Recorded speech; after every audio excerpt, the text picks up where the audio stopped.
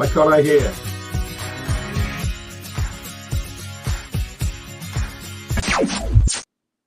Morning, everyone. Happy back to the grindstone after 2 Mondays off day. That film has just reminded me I haven't been to the office for about 2 months. I probably ought to go in. And welcome to the news agenda with me, Fleet Street Fox. And today I'm joined mostly by my fellow Mirror columnist and associate editor, Kevin Maguire, who I think can't hear us. Can you hear us now, Kevin? I can now, Fox. I apologise. I'm having all sorts of technical problems. We've had some technical fun this morning, viewers. So Kevin is tuning in on the best device he can find, and we'll have to see if we can muddle our way through somehow. Remember, this is the People's Pay-Per-View, so get into the comments, ask us your questions. We'll do our best to answer them for you. Those of you listening later on podcasts will just have to get used to working Mondays again, like everybody else. So what have we got for you today? Well, the Mirror has splashed on an extraordinary picture of rugby coach Kevin Sinfield carrying his old teammate Rob Burrows over the finishing line at the Leeds Marathon at the weekend. Now, more on that story later, but first I want to go to page 4, where apparently, food prices have fallen. No one's told the supermarket checkout though. So bread's gone up in price by 26%. But the prices of flour have dropped by 14%.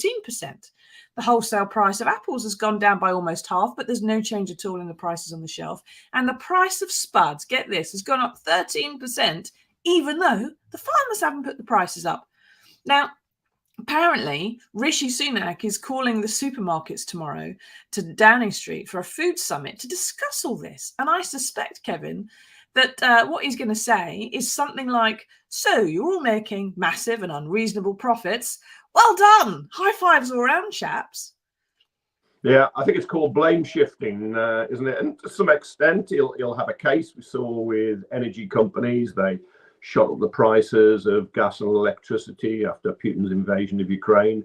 And then wholesale prices fall, but prices to consumers drop very, very slowly. And it's what will the government do on behalf of people? So he'll have this summit, but I suspect very little will change. And let's be honest and quite clear about it. This is how capitalism works. Those supermarket chains, whether you're Lidl, Aldi, Sainsbury's, Waitrose, Co-op, any others, Tesco, they exist to make money for their shareholders, and the bonuses of their fat cat bosses depend on it. So they will charge as much as they can. Competition is supposed to keep down prices for the consumer, but it doesn't work like that.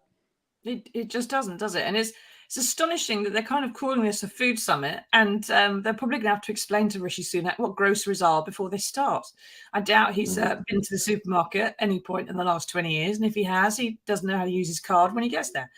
Now, the Lib Dems and the SNP are calling for some action on this because food inflation's gone up almost 20%, but the actual inflation is only 10%. So plainly, people are being chiselled for all this. And it's having a big impact, though, isn't it, on Rishi's premiership? No doubt last week's local elections as well. He's got to do something, Kevin, to help bring those prices down. So what do you think it would be? Yeah, the cost of living crisis is the number one political issue, followed by the ailing NHS and crime, with migration votes somewhere just behind. And it is hurting because it's happening on his watch. He's ruled out price controls on basic goods, which could have been one way, a temporary measure to bring down those prices. You can see that, as you mentioned, the price of bread. And I'm just looking at the figures in the Mirror piece today, right? The loaf of wholemeal bread up 26%, yet the price of wheat used in that bread making has dropped 14% recently, and it's just not being fed through, excuse the pun. And I think he'll do a little bit of naming and shaming, but really what this Summit was about is it's farm to fork, and it's really the tensions between farmers and the retailers, because farmers claim they get a very bad deal, they get small amounts for their goods, and the supermarkets are making the vast profits. And we have an incredibly efficient food production system in the UK, and the supermarkets just-in-time delivery, and so stock an amazing array of goods. Now that's been disrupted by Brexit and COVID, but prices rocketing. It's the number one issue, and I think he just wants to be seen on the side of consumers, because he knows that being the wealthiest prime minister in modern history is allowing Labour and the other opposition parties, the Lib Dems, the nationalist parties, the Greens, to paint him as out of touch. Because, as you say, I don't think when you're worth, what is it, $750 million, you really worry about how much you're paying for your bread, eggs, fish, meat, veg, fruit, whatever it is. It just doesn't affect him. So he wants to be seen on the side. But I doubt anything concrete will come out of this, other than it will be spun that he's concerned, he's than that, and that is it. Yeah, a spin then. So Mike says, this looks like Sunak attempting to set the narrative that if inflation doesn't come down like he pledged, it isn't his fault. What do you think, everybody? Do you think that you've got some hope that if Rishi's calling these people into Downing Street, that they're going to do something about it? Or do you think, like Mike says there, that he's just going to shift the blame onto supermarkets? Elaine says they need to start fining companies that are making too much money when it isn't necessary. Good luck with that one, Elaine. I can't really see the Tories ever fining a company for just making too much money. Because then we would have no Rishi Sunaks, would we? Let's face it, we'd run completely out. What a shame that would be. But I do suspect, though, Kevin, that this is a lot of spin in terms of how we're being presented with this, because this is supposed to be the number 10. This isn't really a summit about this problem. It's supposed to be about promoting UK produce at home and abroad and helping businesses to invest. So this is, it was in the diary anyway, and his spokespeople are just spinning it to say, oh yeah, he's going to talk to them about the cost of potatoes. No, he isn't. He's not. He's just going to get them in. They're going to have glad handing, back slapping, have some cheap fizz on us, or a cup of tea and some biscuits, whatever it is, and then leave, and everyone look like they've had a nice talk about the thing that everyone cares about when they haven't. Yeah, well, I think that if Rishi Sunak wants to look like an action man rather than a no action man, as any prime minister would. And I have some sympathy with Elaine on taxing excess profits, as happens with the energy companies, although that's a tax that has got more holes in it than a colander, so they're largely getting around it. And I think Mike is right.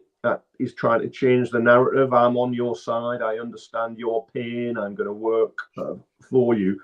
But it won't be like that. These companies do exist to make as much money as they possibly can for their shareholders. That's why they exist. And I suspect the way that we'd have to take them on if the government's going to do nothing, and to be fair, Labour's promising next to nothing too, is probably consumer boycotts and voting with our wallets and our purses and our credit cards.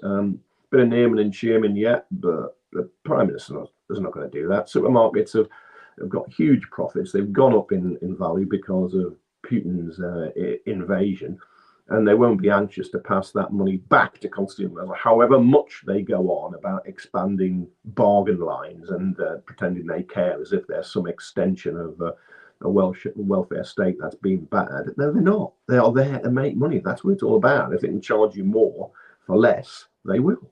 Exactly. And I said on BBC the other day, a big block of cheddar in Aldi is £4.80.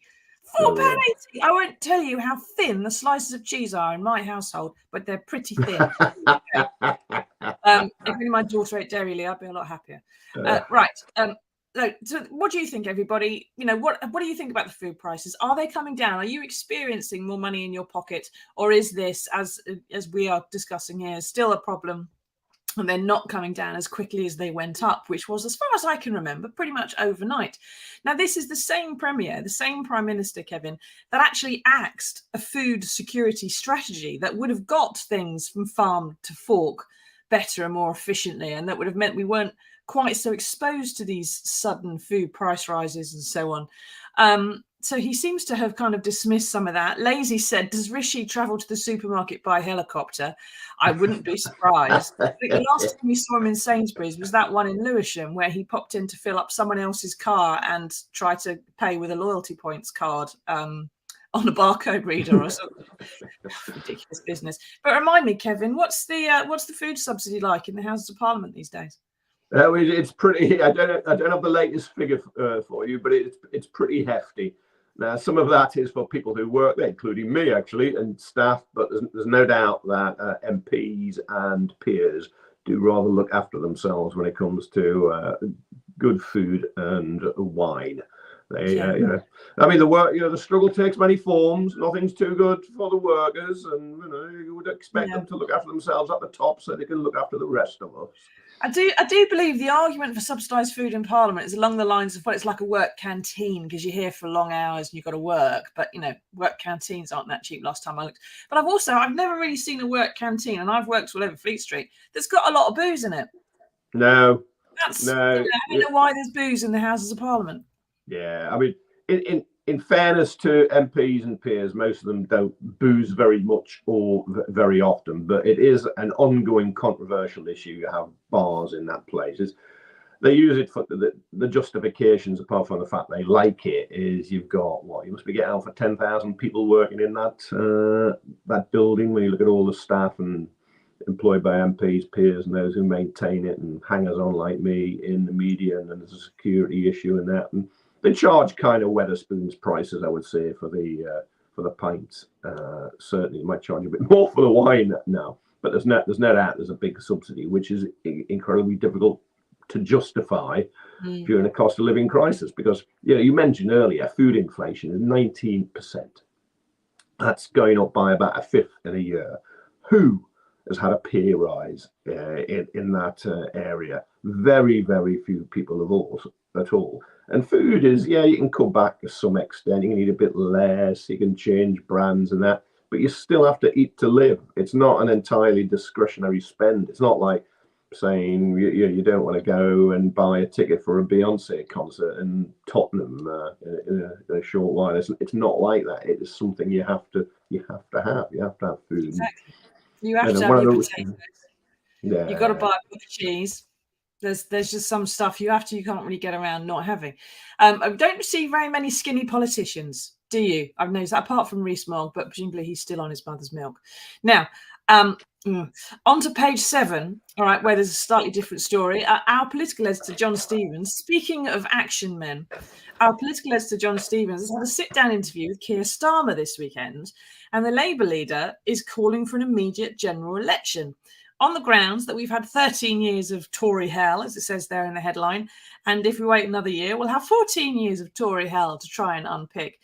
The question is, Kevin, if he had an election, what policies has he got to fight it with? Yeah, well, that's a good point. He repeatedly calls for an immediate general election. All opposition leaders do, even if they don't want one. Now, I think Keir Starmer would want one because Labour's quite ahead in the polls, and he'd be the next prime minister. But he's not going to get one. Parliament can't really vote for one now unless it has a motion of no confidence in the government, which still got a big majority. You're not going to get. So I think 13 years of hell, as Keir Starmer says, it'll become 14 years of hell, and the election will be sometime in the autumn of next year. But you talk about policies. I actually find more interesting, rather than Keir Starmer calling for an election now, actually the hint of some policies here.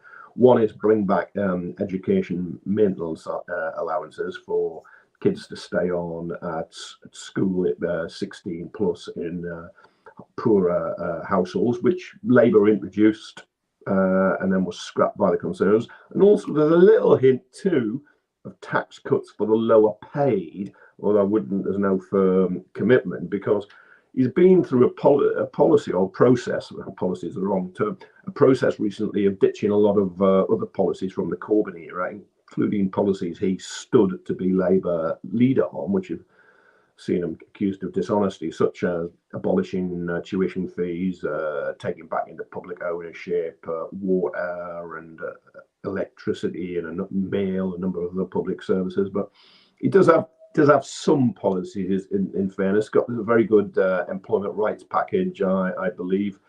Would end the tax perks for private schools to employ more teachers in the real public schools, 93% used by everybody else. End the non-dom tax dodge, 3 billion enjoyed by the Sunak family and others. So there are policies, but he needs more, because he's got to paint in very vivid, compelling colours why people should vote Labour, just instead of saying, that lot, the Tories have had 13, 14 years, are absolutely useless.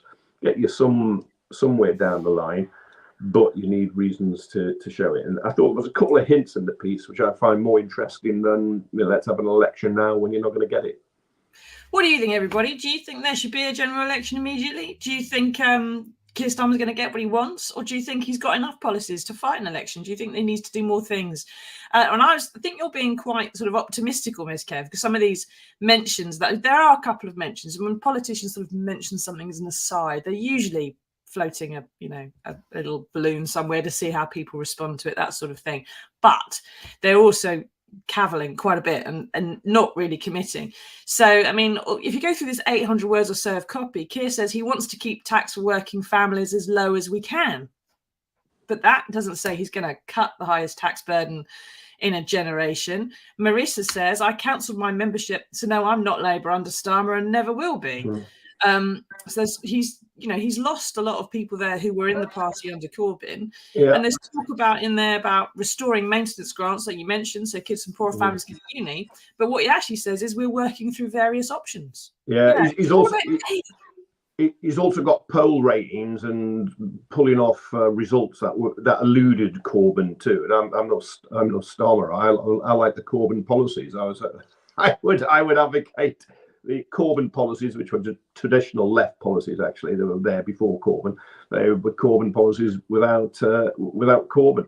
But he is ahead in the polls, which really annoys some of the Corbyn supporters that he seems to be doing better electorally. But there is this whole question of when you show your hand. Now, if that general election he wants now isn't going to be until autumn next year, you don't want to publish a full policy agenda now, because you want to see what the circumstances are. You want to show the public something. You want to show them what you're about, your values, your vision, where you're heading. But the policies you will have to devise nearer the time. Otherwise, one, the Conservatives can nick it, or two, you give them longer to attack it. Because the counter argument is, if there's such good policies, well, why not start selling them now? But there's all sorts on Labour. We don't know what they would do. For instance, in 2019, they said, right, let's have the minimum wage to 10 quid. I thought it was a very popular, good policy. Well, the minimum wage now, the government's official minimum wage, not the real living wage, is 10.42. So that policy is redundant. What are you going to offer? You're going to offer people 15 quid, as the TUC asks. I can't see why an over a parliament that isn't your goal. I think it's relatively modest. If there are lots of unfilled vacancies, you pay people more and you'll fill those vacancies. Yeah. And what do you think, everybody? Do you think Starmer should be setting out his stall right now? Would you like him to be offering some policies, or would you rather that he was keeping his powder dry in the way that Kevin suggests there for a general election maybe in 18 months' time? Because not only if he were to give out his big ideas now, like Kevin says, the Tories are going to come along and nick it and do it anyway, or they might attack it. They'll have reasons to start putting it down. There's also the possibility, of course, that if you start offering something or saying you're going to do something, you've got 18 months where events, dear boy, events will overtake you, and suddenly you have to change your policy because something in the world has changed. And then the voters and your opponents are going to say, well, he's switched sides, he's changed his mind, he doesn't know where he is, which is something that people say about Starmer anyway. Mike says, how come one party wants more people to be able to vote while another has introduced laws to make it harder for some to vote? And some newspapers call the former anti-democratic rather than the latter. So I think Mike's talking about proportional representation there. And Starmer's going to have a bit of a fight about this, isn't he, internally, Kevin? Because Anti-Burnham wants PR. The Lib Dems want PR. I think SNP do as well. The Tories really don't, because they'd probably suffer under it. And Starmer is going to be asked, really, and especially if there's an election, he would be leader of, say, of a minority government or a coalition. He's going to have to trade something. But it's got to be said, The last time we voted on this wasn't very long ago. We had a ballot under the Lib Dems when they were in coalition. It was Nick Clegg's price for joining the Tories, and there was a swinging majority against. And people didn't. I think what he was referring to is, the Conservatives brought in photo ID, which suppressed people voting, because it didn't. There's so many people without proper photo ID, and it has to be approved. And let's be honest, the Tories wouldn't have brought it in if they thought it was going to harm their own party political interests. They thought they'd hurt their opponents. So they've suppressed it. But I think he's referring to plans or discussion, I think, rather than plans, to widen the franchise and perhaps let people from European Union countries who are settled here, allowed to stay here, pay tax, work here, everything, let them vote in general elections. I don't think that's going to happen, but it's going to shock some that people from, they probably haven't realised that people from 3-member countries in the European Union can vote here anyway, even if they're not UK citizens, as long as they're settled here, from Greece, Malta and Ireland. Ireland, historic issue. Malta and Cyprus, because they're Commonwealth countries, and just as Bangladeshis, Australians, New Zealanders, Canadians, Ugandans, if they're legally settled here, they can vote without being UK nationals. And also Labour is going to reduce the voting age, likely to reduce the voting age from 18 to 16, to allow more people to vote in general elections, and bring England into line with Wales and Scotland, where 16, 17-year-olds can already vote in their national elections in those countries for councils. But no, PR though, you're right. I mean, look, I'm a big fan of fairer votes. I think the MP should represent how the country votes much more fairly.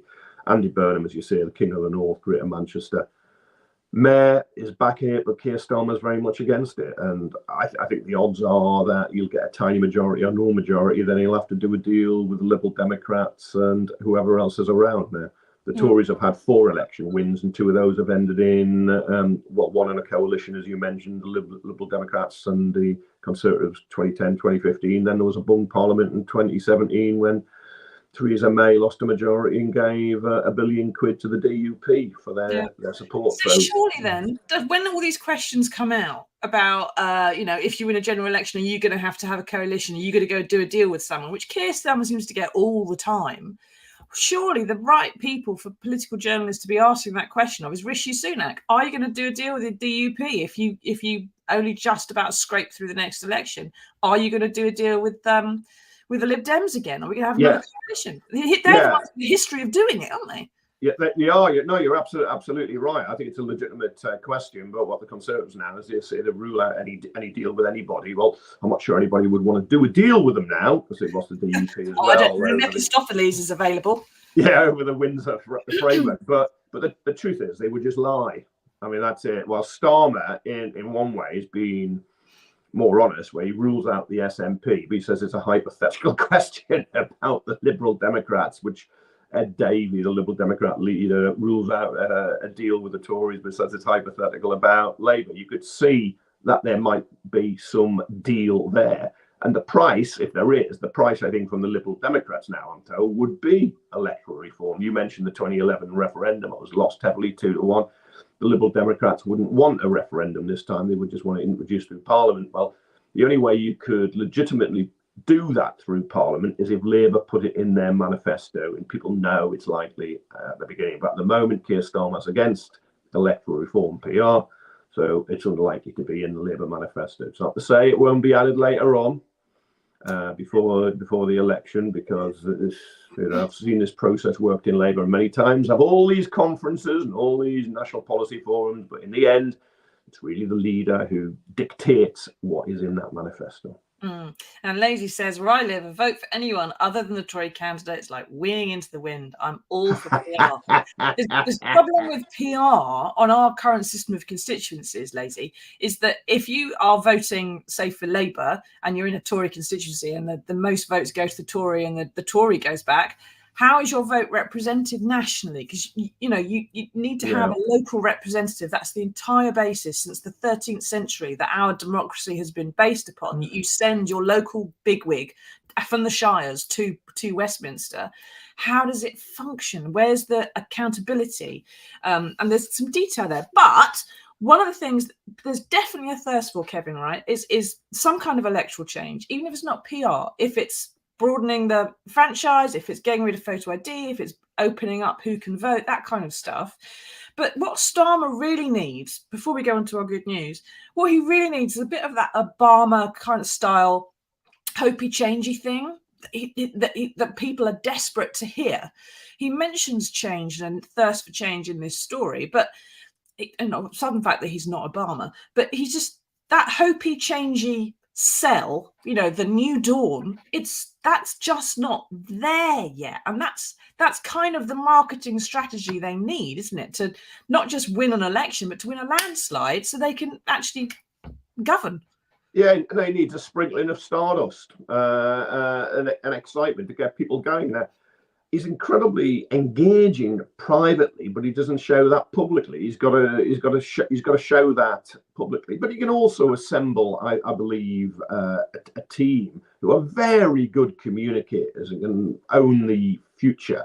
And yeah, the policy program, the platform may not be what everybody would want who's in the centre or the centre left, but it can be attractive and it can be a sort of credible, engaging, hopefully hopeful alternative to the current lot. And you've got to use, Angela Rayner more. West Street, and you see a lot of. He's a good communicator, but then you see others like Joe Stevens and Lou Haig, Lisa Nandy. They need to be pushed further to the front because they're all good. They all do hand-to-hand combat with Tories and others in TV studios and on the airwaves, and they can turn a nice phrase and make a compelling case. But they've got to do it. Labour need to step up a gear or several gears. I agree with you, including the driver, the man at the front, Keir Starmer. Too, he has to do it a bit more. Like if he was on now, he'd be frustrated, and he'd be saying it's very difficult to cut through to get through the media when most of the press is Tory. The Conservative Party is tearing itself apart. We can see Suella Braverman, the Home Secretary, really having a go at Rishi Sunak, the Prime Minister today, over migration, forgetting that she's in charge as Home Secretary in that area, and that Tory soap opera is drowning out a lot of the Labour messages, because it's taken a lot of the political oxygen. It is, unfortunately. And while we are very grateful that Keir Starmer sits down with John Stevens, he needs to be able to sit down with the Times and the Telegraph and the Mail and everybody else too, and get his message across to the other voters. Yeah, it does that. For instance, he did a coronation piece with the Telegraph. Mind you, it was all how marvellous King Charles III is. So as a Republican like you, I found it a bit nauseating, actually. I'm not a Republican, but I don't know what better thing there is. I have great sympathy for the royal families stuck in a cage. I don't think we treat a dog that way, but I just put them out their misery. I'm a realist, which is that if we got rid of them, we'd have a terrible alternative. Well, so the countries manage. I'm not prepared to chuck it out.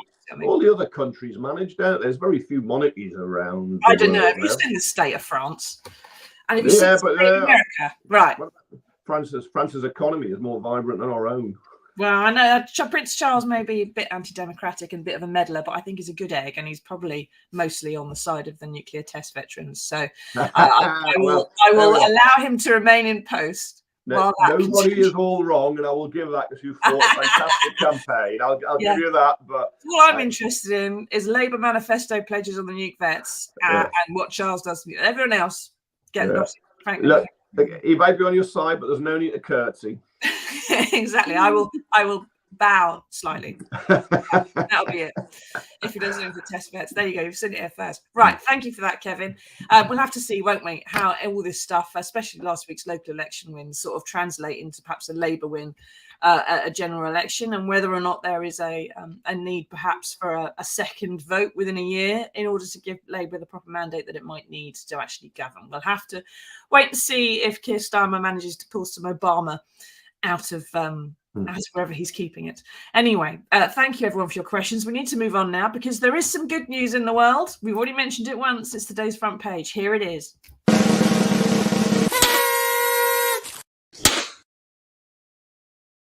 to back to that front page splash and that amazing picture of Kevin Sinfield carrying his old teammate Rob Burrows over the line of the Leeds Marathon. And Rob, of course, has got motor neurone disease, and it shows just how devastating that illness is when you consider that a strapping rugby player has been reduced to being in a wheelchair and being carried around.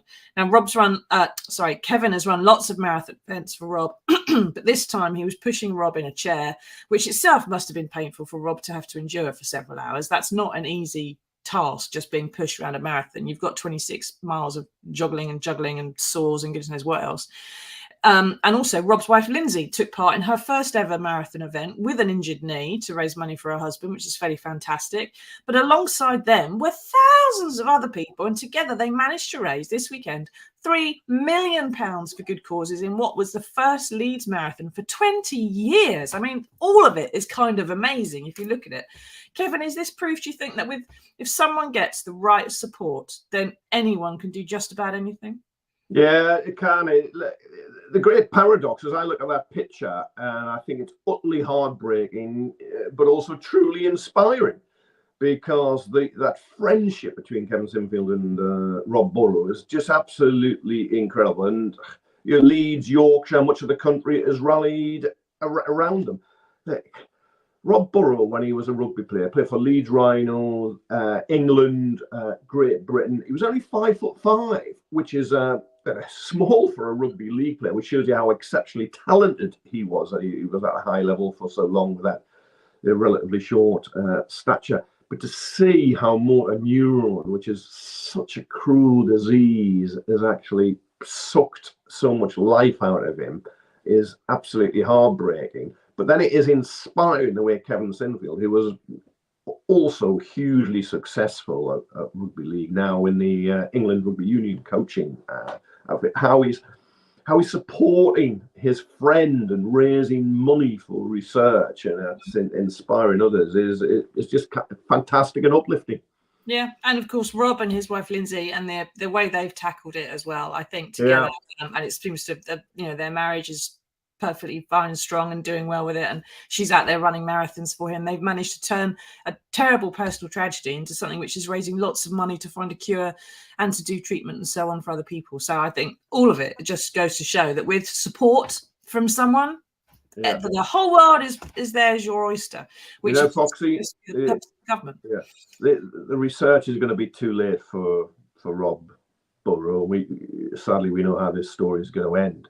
But I just, you tip your hat and give thanks that he wants to help others who will come after him, so they don't suffer what is his fate. Yeah, and that is just fantastic. It's wonderful. One of the most inspiring things in the world is when someone uses something awful to do something good.